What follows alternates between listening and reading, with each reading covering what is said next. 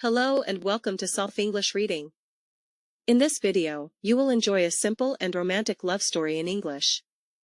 It's perfect for English learners. You'll learn useful words, improve your listening, and feel the emotions of real conversations. Let's begin the story of Ethan and Emily. Chapter 1: The Cultural Fair. Campus of New York University was buzzing with energy. Flags from all over the world hung proudly above the quad. The annual International Cultural Exhibition was finally here, a day where students celebrated their heritage with pride, color, and food. Each cultural group had its own booth filled with traditional artifacts, clothing, and music. In one corner, the rhythms of an African drum danced through the air. In another, the sweet scent of Indian spices floated from a steaming dish. Emily Carter adjusted her volunteer badge as she walked through the crowd. She was helping with event coordination this year, and she loved it. Tall, with light brown hair tied in a bun, and dressed casually in jeans and a white tee, Emily admired the joy on everyone's faces. It wasn't just an exhibition, it was a reminder of how beautiful diversity could be. She made her way toward the Mexican-American booth, where she saw a group looking slightly panicked. "We're one person short for the cultural fashion walk," said Anna, one of the organizers. "The male student dropped out last minute, and now we don't have enough for the pair presentation." Emily looked around. The presentation was in 10 minutes. "You need someone just to walk and represent with a partner, right?" she asked. "Yes," Anna said. "It would really help." "Can you do it?" Emily hesitated. "I'm not Mexican." Anna smiled. "It's okay. It's about participation and support. You'll just wear a poncho and walk with one of the guys. It's not a competition." Emily laughed nervously but agreed. "Okay, sure. Why not?" A few minutes later, she was backstage, being handed a colorful poncho and sombrero. That's when she saw him, Ethan Rivera, the student she would be walking with. He stood tall, wearing a traditional charro outfit. His dark hair was slicked back neatly, and he held a camera in his hands, which he quickly set down when he saw her. "You must be Emily," he said softly, offering a shy smile. She smiled back. "And you must be my walking partner." "Guess so," he chuckled. "Thanks for stepping in." "No problem," she replied. "Honestly, I didn't expect to be in a fashion walk today." He smiled again. "Well, we'll just walk, smile, and try not to trip." They walked together under the music and applause. The moment was short, but something about it felt special. When they came off stage, they laughed at how awkward but fun it had been. "Do you, maybe want to visit the art booths after this?" Ethan asked. Emily blinked. "Sure. I'd like that." And before she left, they exchanged numbers. Chapter 2: Getting Closer. It started with casual texts. "Amin here, hey, how's your day there?" Emily and Ethan slowly began to build a routine. They found themselves looking forward to those small messages during breaks between classes. One Friday afternoon, they met at a quiet cafe just off campus. "So, you're into photography?" Emily asked, stirring her latte. Ethan nodded. "Yeah. My dad gave me my first camera when I was 13. I like capturing moments that feel real, not posed." "I love that," she said. "I'm more of a people watcher myself." He smiled. "Maybe that's why we got paired." Their conversations flowed easily. They talked about growing up in two different worlds, Emily in upstate New York in a quiet town, and Ethan in a bustling Latino neighborhood in Los Angeles. He spoke about his grandmother's tamales, she spoke about hiking with her dad.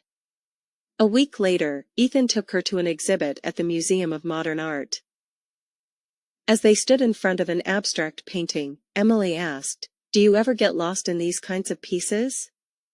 "All the time," Ethan said. but that's the fun part. He took a photo of her, laughing, as she pointed at a shape that looked like a dancing dog.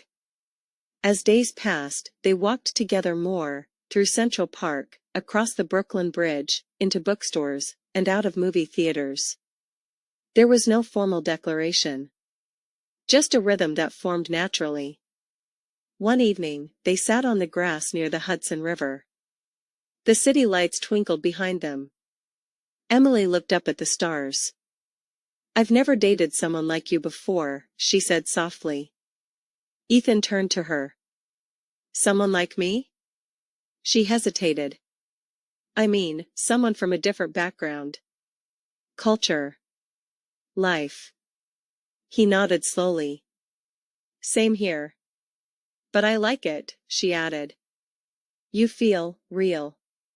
Ethan looked at her for a long moment, then whispered, "So do you." They held hands for the first time that night. Chapter 3, Distance and Doubts. Winter break arrived sooner than expected. Ethan had been selected for a short artist residency program in Chicago. It was a big deal. A real opportunity. But it also meant he would be gone for 3 weeks. They sat in the campus coffee shop the day before his flight. Snowflakes tapped gently on the window.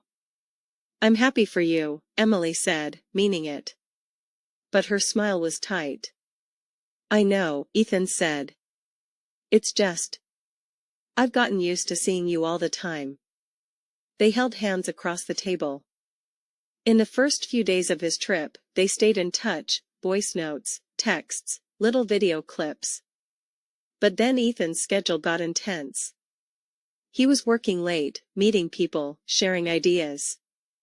Replies became delayed. One night, Emily called. He didn't answer. Doubt crept in. Is he still thinking of me? Is someone else catching his eye? She tried to focus on her own finals, but the distance was loud. Her friends noticed she was distracted. Then, 3 days before his return, Emily received an envelope. Inside was a handwritten letter from Ethan. "Emily. I know I've been distant. Not just in miles, but in attention. I got caught up in the opportunity, and I hate that I made you feel forgotten. You matter. You ground me. Every new thing I see here, I wish I could share it with you. Every laugh I hear, I wish it was yours. I'll be home soon. And I want to start again, with more intention, more clarity, and more time for just us." Emily held the letter to her chest and smiled through her tears. When he returned, they met at the campus gate. No words. Just a hug that lasted a long, long time. Ethan was excited. It was Saturday afternoon, and he had planned a little outing for Emily and himself, a walk through the park, ice cream, and a quiet place by the lake. He stood by the park entrance, checking his phone every few seconds. No messages. No calls. After 15 minutes, he finally called her. "Hey, Emily. I'm already here. Are you on your way?" "Ethan, I'm so sorry. I had to help my friend Alex with his project. He was in real trouble, and I just couldn't say no. I completely forgot to text you. Please don't be mad." Ethan paused. He tried to smile, but his heart sank. "Oh, okay. I guess I'll see you later then." That evening, he didn't reply to her messages. He wasn't angry, just disappointed. The next day, Emily came to find him. "Ethan, please talk to me. I never meant to hurt you. Alex was struggling, and I knew I could help him. But I should have told you. You were waiting for me, and I feel awful about it. It's not just about yesterday. I guess I was afraid that maybe I'm not important to you." Emily looked straight into his eyes. "You are important to me, Ethan. More than you know. I care about my friends, yes, but you're different." Ethan felt his chest tighten. In that moment, everything became clear.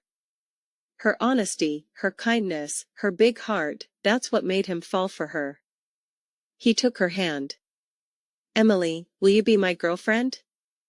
"Officially?" Emily's eyes widened. A warm smile spread across her face. "Yes. I thought you'd never ask." They both laughed, and in that moment, something shifted. It wasn't just friendship anymore, it was love. Chapter 4, Cultural Clashes. It was a Sunday afternoon when Emily met Ethan's family for the first time. The Rivera house, in Queens, was full of laughter, smells of home-cooked food, and warm voices speaking a mix of English and Spanish. Ethan's mother, Teresa, hugged Emily tightly.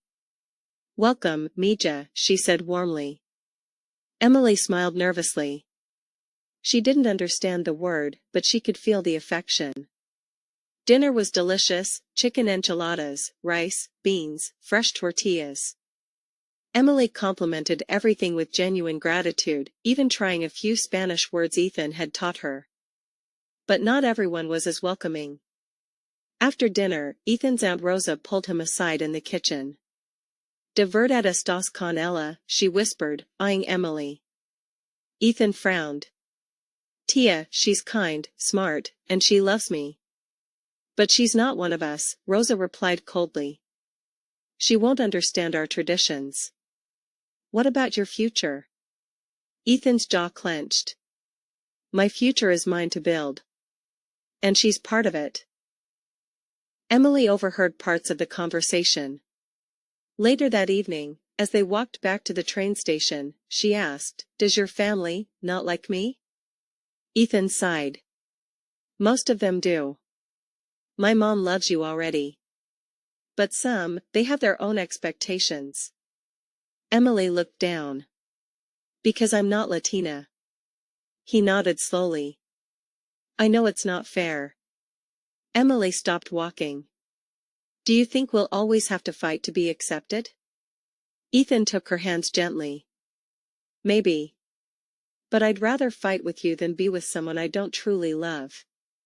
She smiled, a little broken but still hopeful. "That's the most romantic thing you've ever said." Chapter 5, The Test of Trust. Spring break brought sunshine, blooming trees, and an unexpected storm in their relationship. One afternoon, Emily was walking past a campus cafe when she spotted Ethan sitting by the window, with a girl. They were laughing, sitting close, sharing what looked like an intimate conversation. Emily froze. Her heart sank. She didn't ask questions. She didn't send a text. Instead, she avoided Ethan for 2 days. When they finally saw each other again, Ethan noticed her distant tone. "Hey," he said softly. "What's wrong?"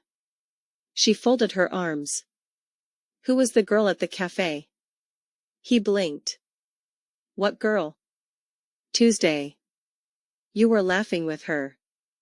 It looked close. Ethan's eyes widened. "Wait, seriously?" "That was my cousin, Isabella. She's visiting from Texas." Emily's face turned red. "Cousin?" "Yes," he said gently.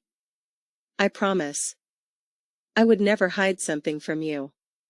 She stared at the ground. I thought you were cheating." "Emily," he said, his voice low, "if I had feelings for someone else, I would tell you. You deserve the truth. But there is no one else. Just you." Tears welled in her eyes. "I'm sorry. I should have asked. I just panicked." Ethan took her hand. "It's okay. We're learning. We're going to make mistakes. But I'm not going anywhere." She nodded, wiping her eyes. "Me neither." That night, they promised to always communicate before jumping to conclusions. Chapter 6, Building Together. By the end of the semester, their bond had deepened. For their final project in a cross-cultural communication class, they decided to collaborate. The idea was Ethan's, a photo documentary called Faces of Diversity, portraits of students from different backgrounds with quotes about identity. Emily handled interviews and storytelling.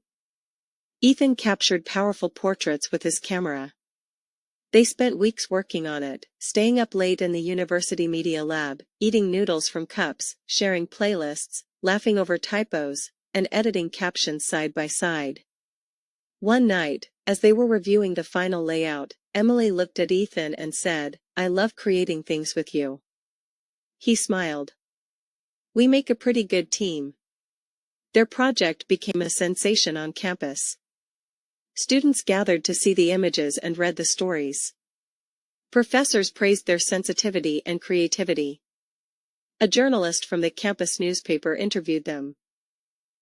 When asked how they came up with the idea, Emily simply said, "We wanted to show that love, identity, and culture are not barriers, but bridges."